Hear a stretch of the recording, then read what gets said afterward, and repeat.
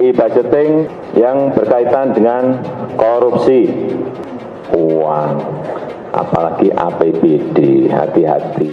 Saya nggak bisa bilang jangan kepada KPK, itu nggak bisa.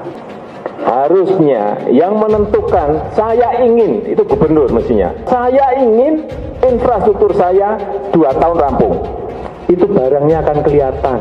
Kalau Bapak Ibu berani menentukan seperti itu tugasnya pemimpin di daerah itu. Udah anggarkan di situ degret, pasti barangnya akan jadi dan rampung. Bapak meninggalkan, Bapak Ibu semuanya meninggalkan legasi yang baik. Jangan diecer-ecer. Sini 7%, sini 7%, sini 7%. Tidak ada nanti yang namanya barangnya akan nongol, nggak ada. Percaya saya, komisi ini diberi sekian miliar, komisi ini sekian miliar, komisi kan rebutan seperti itu kan, iya enggak? Kalau tidak bisa mengendalikan artinya enggak kuat. Kita harus akui, kita belum melakukan ini dengan baik. Jadi kita harus bereskan itu, misalnya status kepegawaian, masih banyak masalah. Sudah begitu status kepegawaiannya belum jelas, gajinya rendah pula. Tenaga kerja aja punya upah minimum, guru tuh nggak ada upah minimum. Putusan dari Menteri Keuangan sudah tepat. Ini kan bukan pemangkasan tunjangan profesi guru. Nggak ada yang dipangkas tunjangan profesi guru itu. Tetap dibayarkan bagi yang berhak. Yang dipangkas adalah kelebihan dalam perencanaan anggaran, di mana yang disebut oleh Ibu Menteri atau yang lain sebagai over budget gitu. Jadi gurunya nggak dipangkas. Beberapa waktu ini kita menemukan istilah baru yang lagi populer, yaitu kelebihan bayar atau lebih bayar. Istilah ini dipopulerkan oleh Badan Pemeriksa Keuangan atau BPK ketika mereka mendapat temuan-temuan sesudah meriksa keuangan Pemprov DKI Jakarta.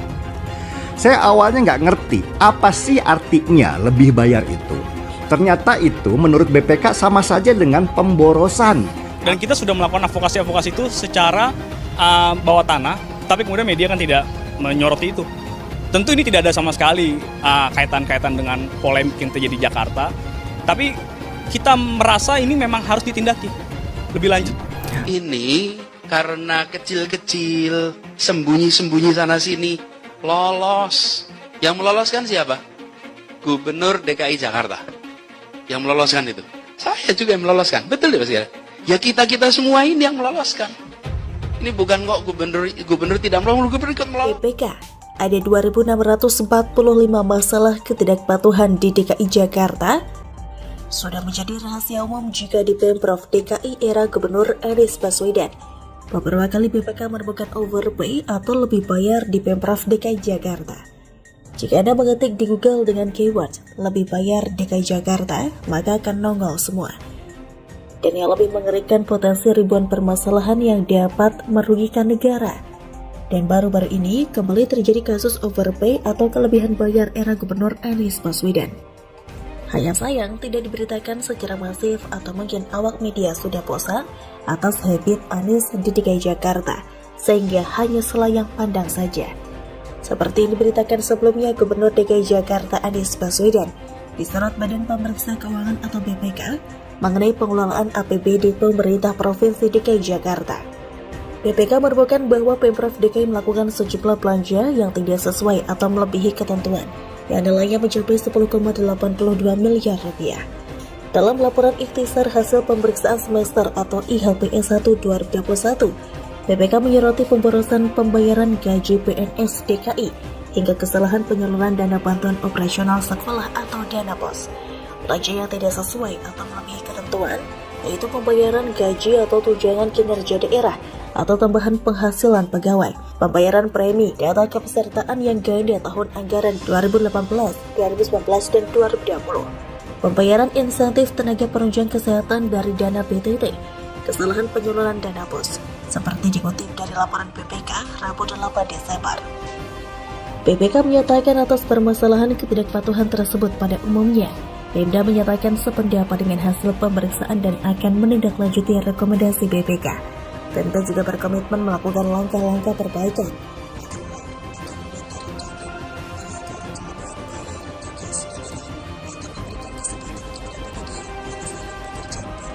Kekurangan volume, melengkapi data BMD, dan melakukan pemantauan, pengawasan dan evaluasi atas pelaksanaan kegiatan secara cermat dan sesuai dengan ketentuan.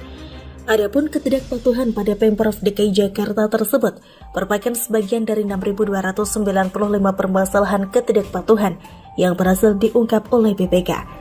Permasalahan tersebut meliputi permasalahan ketidakpatuhan yang dapat mengakibatkan kerugian, potensi kerugian dan kekurangan permintaan berdampak finansial sebanyak 4.048 permasalahan sebesar 2,07 triliun rupiah dan penyimpangan administrasi tidak berdampak finansial sebesar 2.247 permasalahan.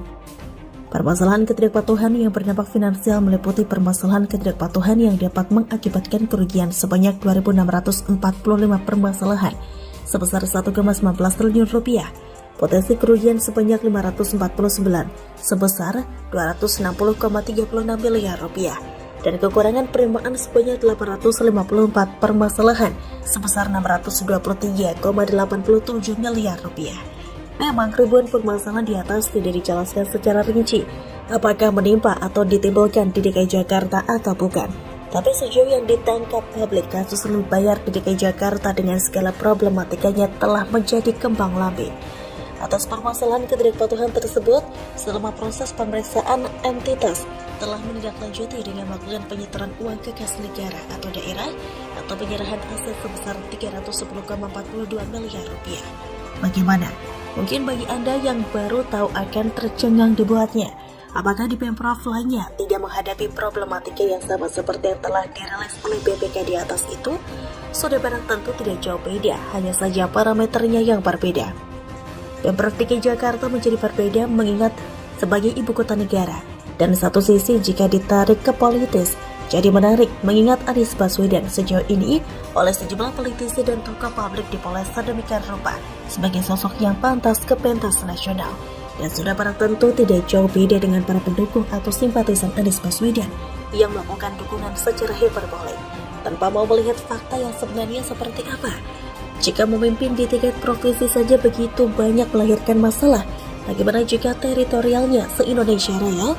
Memilih seorang presiden kok hanya berdasarkan like and dislike? Jika kembali kita baca rilis berita dari Badan Pemeriksa Keuangan di atas, sudah jelas ada potensi kerugian. Khusus kasus overpay DKI Jakarta ini menandakan tata kelola keuangan era Anies Baswedan di DKI Jakarta begitu buruk sekali. Memang daerah lain pun alami hal yang sama. Anies Baswedan sejauh yang kita lihat begitu dekat dengan kelompok oposisi, juga kelompok-kelompok yang cenderung tidak menyukai pemerintahan Jokowi.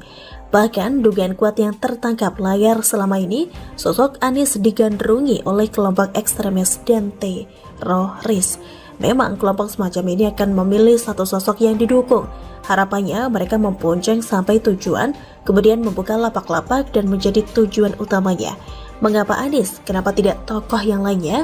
Anies tidak dijadikan boneka. Pilgub DKI Jakarta adalah buktinya. Sedangkan tokoh lain sejauh ini tidak mudah dipengaruhi, atau lebih tepatnya, tokoh yang hendak dibidik tidak sesuai kriteria. Nah, pertanyaannya, apakah Anies Baswedan tidak menyadari hal tersebut? Sudah barang tentu tahu banget. Tapi ambisi mengalahkan segalanya. Jadi kolaborasi sangat dibutuhkan baginya. Semacam mutualisme simbiosis yang penting kekuasaan diraih.